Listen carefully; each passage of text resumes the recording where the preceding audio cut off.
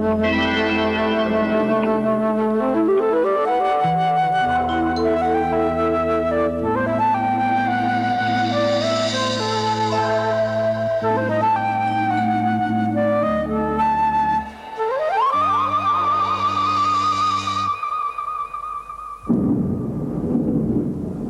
the beginning of this century, no living European had set eyes on Lhasa, this holy city of Tibet. Tibet was a forbidden land.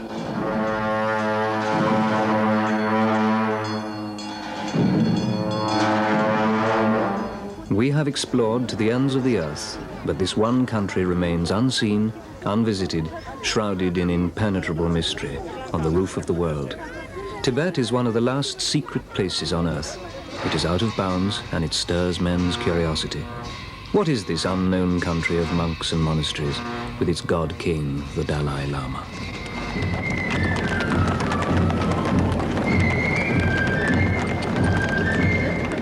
This film tells the story of the unveiling of Tibet. But the Tibet that is revealed in this film is gone forever. In 1950, the Chinese invaded and swept away the old order. Now you'll never see the Tibet that 80 years ago so stirred men's curiosity. Then, concealed behind the Himalayas, Tibet was one mystery that the 19th century had left to the 20th to explore.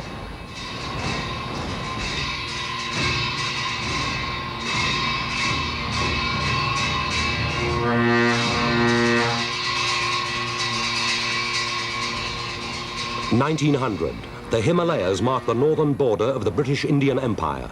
It stretches 2,000 miles from China in the east to Afghanistan in the west, a buffer state between the British and the expanding Russian Empire. To the north is Tibet, a no man's land between rival powers. 1903, with imperial pomp and ceremony, the Viceroy, Lord Curzon, enters Delhi.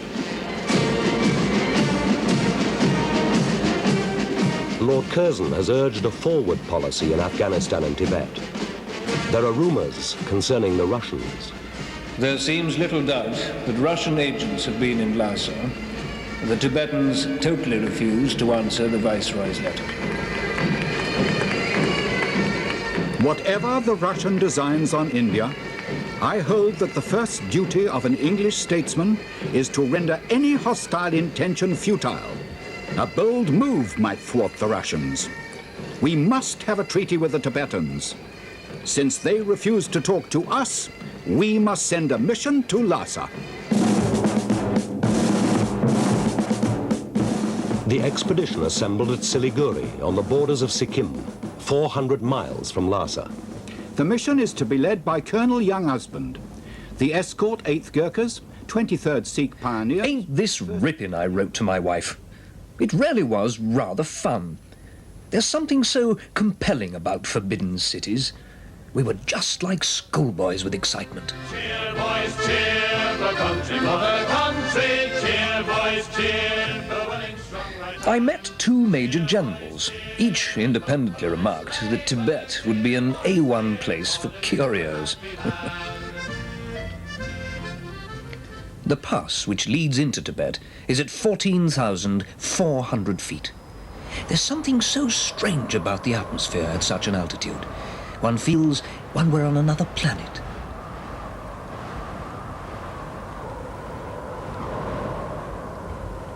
The Tibetans had built a wall right across our line of march.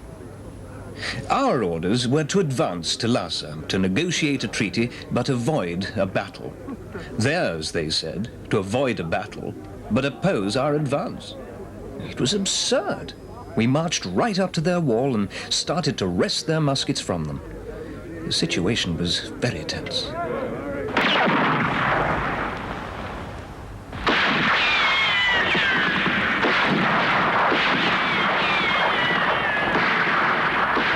They just walked away. Why, in the name of all their Buddhas, didn't they run? It was a most dismal victory. We plunged on into the unknown towards Lhasa. Bang upon the bank drum, clash upon the cymbals, we'll sing as we go marching along, boys along. There was tremendous excitement. Tomorrow, August the 4th, 1904, when we enter Lhasa, the forbidden city of the Dalai Lama, an epoch in the world's history will have been marked. We will have unveiled the last mystery of the East. It is nearly 100 years since Thomas Manning, the only Englishman until today who ever saw Lhasa, preceded us.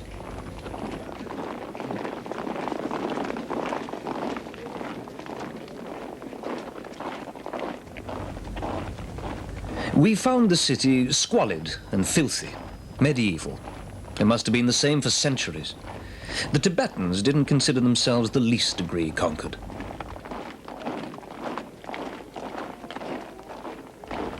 And above all this, the Potala, the abode of the Dalai Lama. That frowning cliff of 1,000 sightless windows and hidden corridors. It captured and held the imagination. The lamas behind those blind walls, invoking the aid of their magic to overthrow the intruders who had destroyed the inviolability of their sacred place. The Dalai Lama had achieved the impossible, vanished, been spirited into the air. His flight was really a secret. It added fearfully to the mystery of the place. For 2 months, we were in Lhasa attempting to find an official who, in the absence of the Dalai Lama, would agree terms. We wanted the Tibetans to have no dealings with any foreign power, i.e. the Russians, without first consulting us. That was the crux of the matter. Eventually, someone was found to sign the treaty. On October the 6th, 1904, the British marched out. The veil had been briefly drawn aside, but the air of mystery about the forbidden city remained. Now, for nearly 20 years, no European was to go beyond Gyansi, halfway to Lhasa, where, under the terms of the treaty, a British trade agency was established.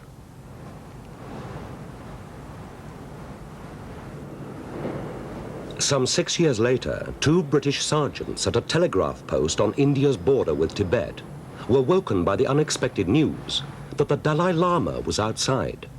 He had fled this time from invading Chinese, who claimed Tibet to be part of China. The Dalai Lama was escorted into India. He stayed in India for 2 years, much of the time at the residency of the British political officer in Sikkim, Charles Bell, here with his secretary. A great friendship developed between Charles Bell and the Dalai Lama. When the Chinese were expelled from Tibet in 1912, the Dalai Lama returned to Lhasa, and Charles Bell was invited to visit him. Where Bell's invitation had opened the way, his successors as British political officers in Sikkim were later able to follow. When, in 1932, another political officer in Sikkim, a Major Weir and his wife, went to Lhasa for this, their second visit, they took with them their daughter, Joan Mary. I was only 19 at the time, so you can imagine it was the most thrilling thing that could possibly happen. To actually go, have the chance to go to Lhasa, the forbidden city. The journey took about 3 weeks, and the exciting thing was it was a place nobody else went to. The very inaccessibility of Tibet was part of its allure. There was only this one route to Lhasa. Yaks and mules the only transport possible across the Himalayas onto the high plateau of Tibet. It was the same route that young husband had taken nearly 30 years earlier.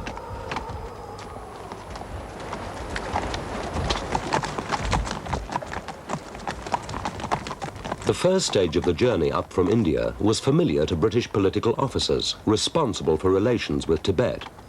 An essential qualification for them was to have done a spell as British trade agent at Gyansi, Tibet's second largest town, halfway to Lhasa.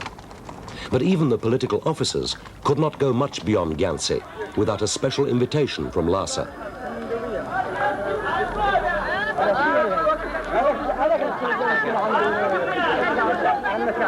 Outside Gyansi, the Sangpo River was the barrier that could not be crossed without that invitation.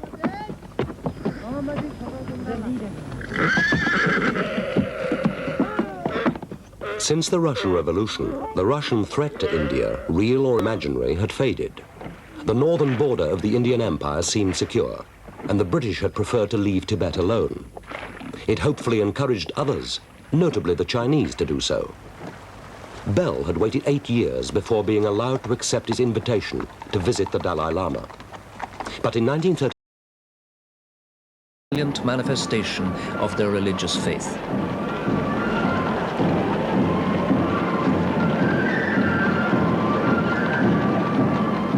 First came servants with the God King's personal effects carried in bundles. At an interval behind rode monks with banners decorated with texts.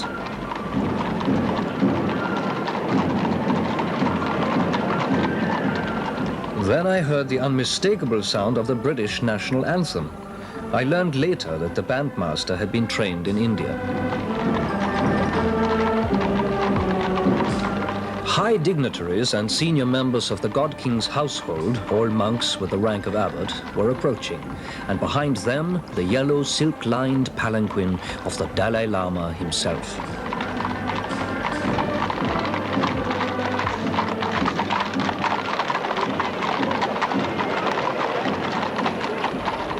Behind the Dalai Lama came the secular authorities in descending order of rank. We could not close our hearts to the religious fervor that radiated from everyone. Religion is the heart and fabric of Tibet, the daily life of the people ordered by their religious beliefs. The fourth month of the year is the holy month, the month of 100,000 merits. From the first day, men and women, rich and poor, walk the Lingko, the holy walk round Lhasa. It is the most popular way to acquire merit, for this is the month Lord Buddha was born, and the effect of every deed one does is multiplied 100,000 times.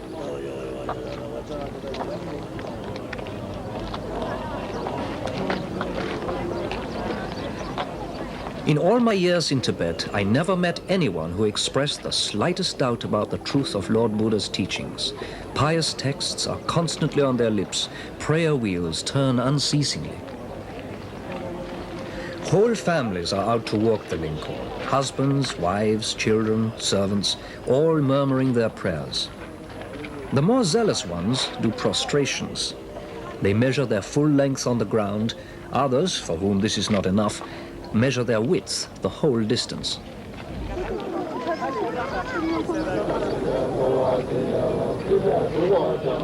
Charity is poured upon beggars, for giving of charity brings added merit. Some sit beside running streams, dipping images of Buddha into the current.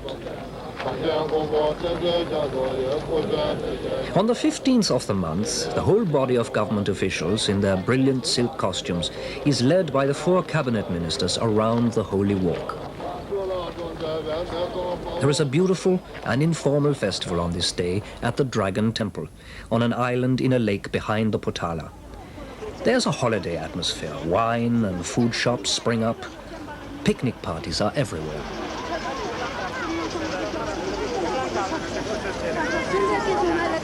The government ministers preside over a small ceremony in the Dragon Temple. Afterwards, they are rowed around the island in hide boats, and they sink 5 treasures into the lake as a dedication to the gods.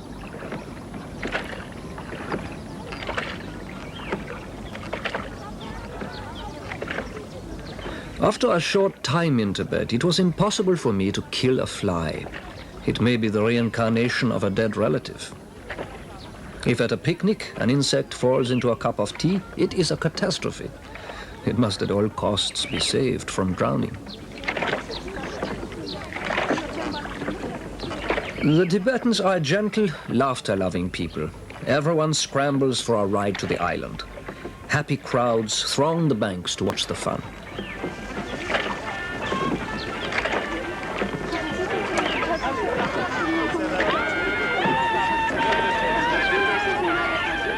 To the citified people of Lhasa, the summer means camping and picnics. Among the common folk in particular, the best traditions of nomadic life are kept alive. In the 5th month, they put up their tents in the groves along the Kichu River, crowding certain spots till it is like a bazaar, for a week or a fortnight or even longer.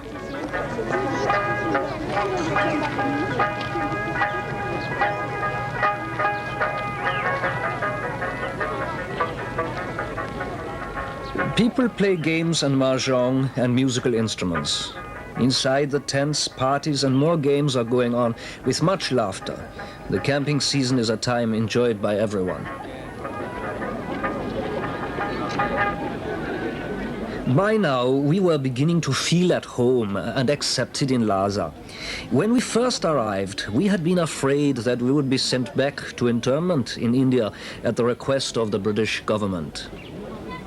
Hugh Richardson, being the representative of the British government, and since we had escaped from a British prison camp in India, he still had in his files the order to get us out of the country. Of course, India, as everybody knows, became independent country, and Richardson had to be replaced by an Indian officer. But that took another year because the Indians hadn't a proper man to replace Richardson, so he stayed on for another year. But then it was irony of fate. The man, Hugh Richardson, who had tried to get us out of Tibet, it was we who went to the Kichu River and waved farewell to him when he had to leave Lhasa before us. All the turmoils and changes in the world had passed Tibet by. Here, life continued its obligatory course. The 7th month is the time of opera. Vast throngs of people come to see a flower show and dramatic performance.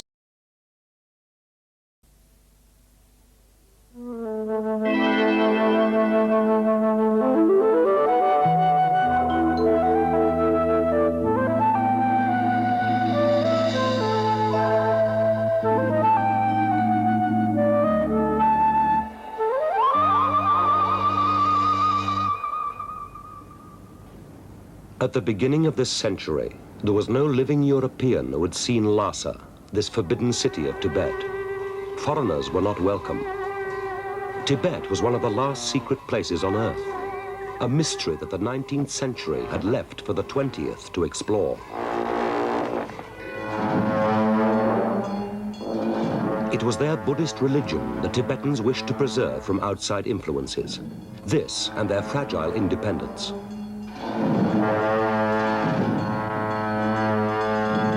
Like a no-man's land behind the Himalayas, Tibet kept apart 3 empires. To the south was British India.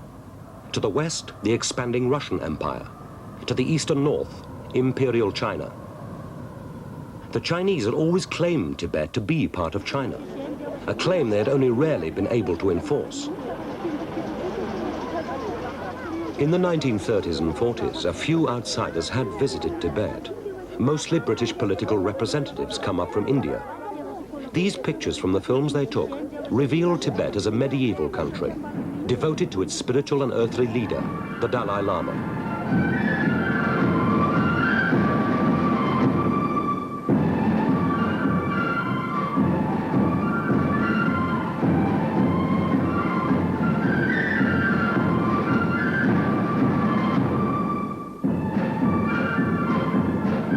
To the British in India, Tibet had been a convenient buffer along the northern frontier of the empire. Tibet's isolation had served the British well. But by 1950, the British had left India. The last British representative was gone from Lhasa.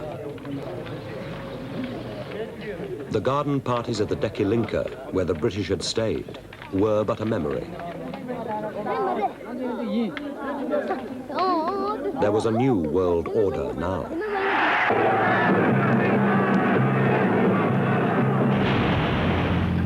In China, racked by war since the founding of the Republic in 1911, Mao's forces had finally triumphed.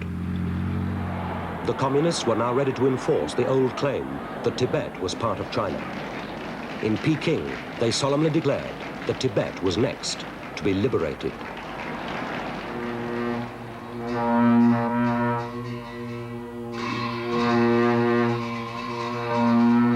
There is today just one European, an Austrian, who had first-hand experience of what happened in Lhasa in the last days of 1950. I had been living in Lhasa for 5 happy years.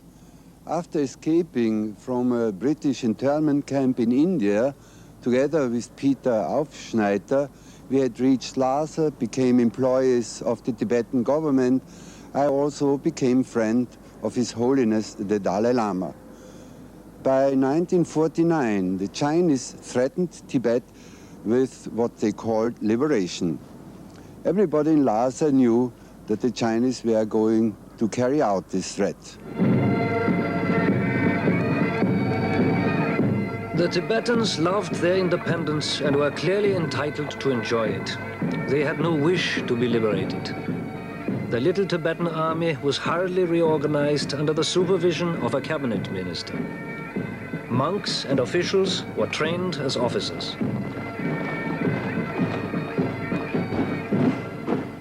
New regiments were raised and the richer classes called upon to furnish and equip another 1,000 men. Not only the material means of defense were mobilized, but also the spiritual forces of the people. Religion, the most powerful element in the life of the country, had to be invoked. All the monks in Tibet were ordered to attend public services. Offerings were doubled, rare and powerful amulets brought out of old chests. Meanwhile, Radio Peking was already sending out messages in Tibetan promising that Tibet would soon be freed. As the threat of liberation grew, it seemed as if the entire population of Tibet had packed the narrow streets of Lhasa in pious enthusiasm for the religious festivals which in 1950 surpassed in pomp and splendor anything I had ever seen. Despite the threat from the Chinese, the ceremonies vital to the running of the state had to continue.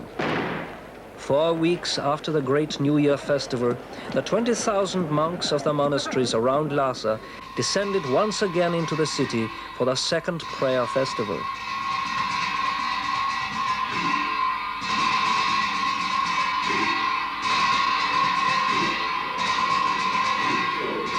The people believed with rock-like faith that the power of religion would suffice to protect their independence.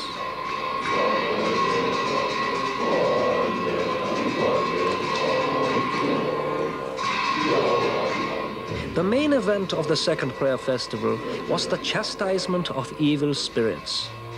The full force of the tantric order was mobilized. In front of the central cathedral, the abbots of the great monasteries were challenged to throw dice to decide the fate of Tibet. 2 scapegoats, symbolizing evil, were the challengers. Representatives of the Tibetan government supervised the contest. They took no chances. The dice were loaded. The faces of the abbot's dice all marked with 6s, those of the demons with 1s. The moment ritual victory was won for Tibet, the scapegoats were driven from the town. The prayers ended with a great procession to the foot of the Potala Palace.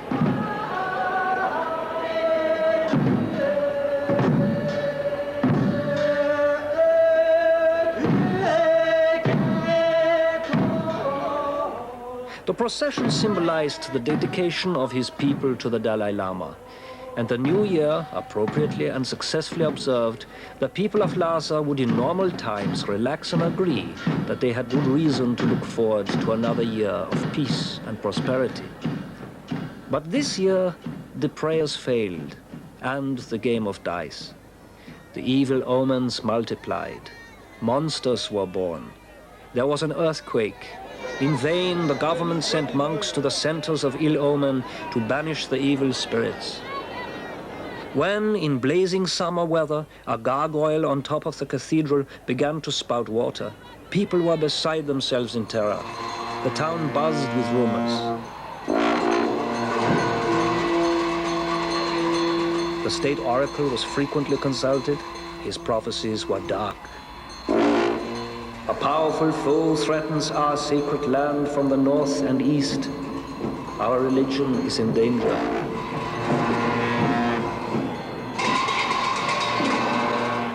The Dalai Lama, the incarnation of Chenrezig, patron god of Tibet, just 15 years old, was hurriedly declared of age. The old regent stepped down.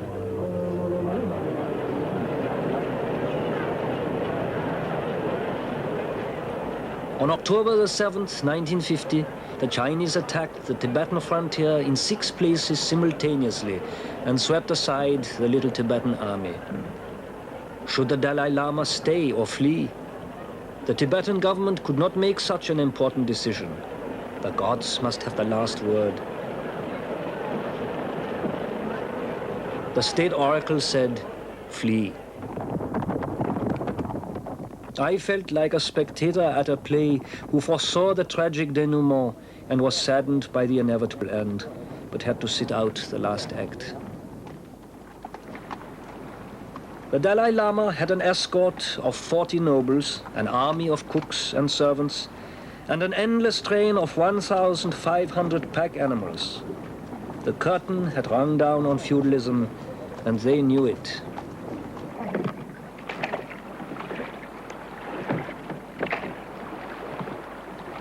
They headed southwards across the Tsangpo River along the old trade route to India.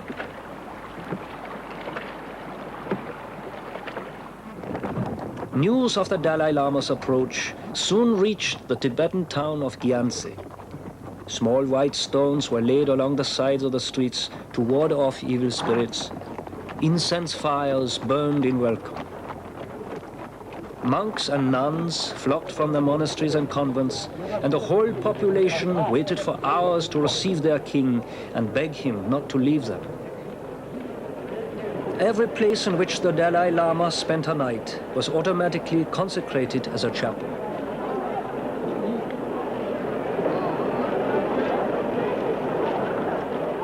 From Gyantse, the party carried on across the Himalayas towards India. The refugees in these camps were escaping what the International Commission of Jurists condemned as the systematic killing, imprisonment, and deportation of those Tibetans who opposed Chinese policies in Tibet. Unaccustomed to the heat and humidity of the plains, the refugees were found work constructing roads in the hills of northern India. There had never been much need for access to India's northern border. In British times, no country could have had a less aggressive neighbor. Now things were different. Nehru, the great believer in peaceful coexistence, was about to find out why British political officers in Lhasa in the first half of this century had quietly encouraged the Tibetans to keep the Chinese at arm's length. In 1962, Indian border posts on the frontier were overrun by the Chinese. It was for Nehru the final disillusionment with the idea of peaceful coexistence with China.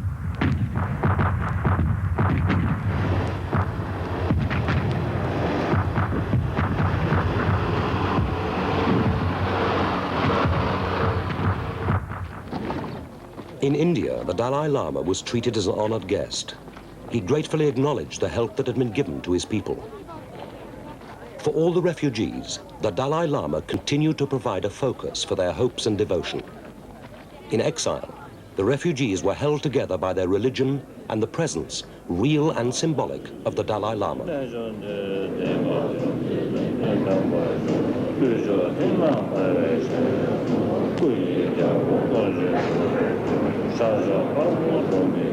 Under the Chinese, Tibet was as much a mystery as it had ever been. Few journalists were allowed into the country, and those who were permitted had usually shown themselves to have been sympathetic to the Chinese. In the early 1960s, a British journalist, Stuart Gelder, visited Tibet and filmed what he saw. On the land, there is no sign of mechanization being introduced.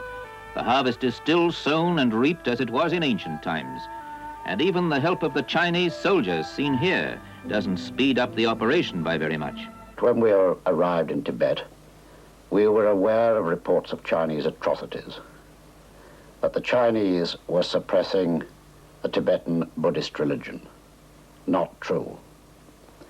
That the Tibetan people were being brutally oppressed. Not true.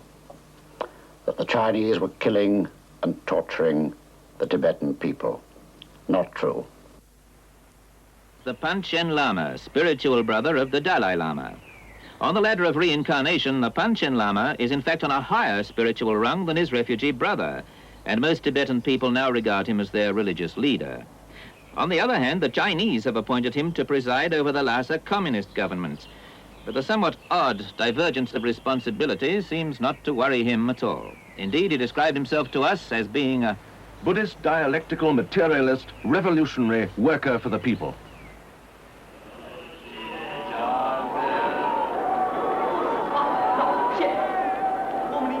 After the long drawn-out services to the immortal Buddha, the faithful move on to their play acting, marathon performances rooted in antiquity, which are performed by monks.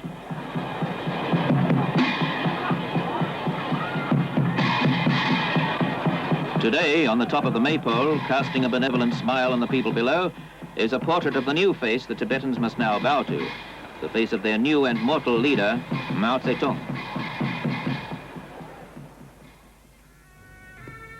The center for Tibetans in exile was in northern India at Dharamsala, just across the Himalayas from Tibet. By 1970, here in the mists of the Himalayan foothills, the Dalai Lama had established, with India's goodwill, a symbolic 2-acre kingdom where the Tibetan religion and the spirit of the old Tibet were kept alive.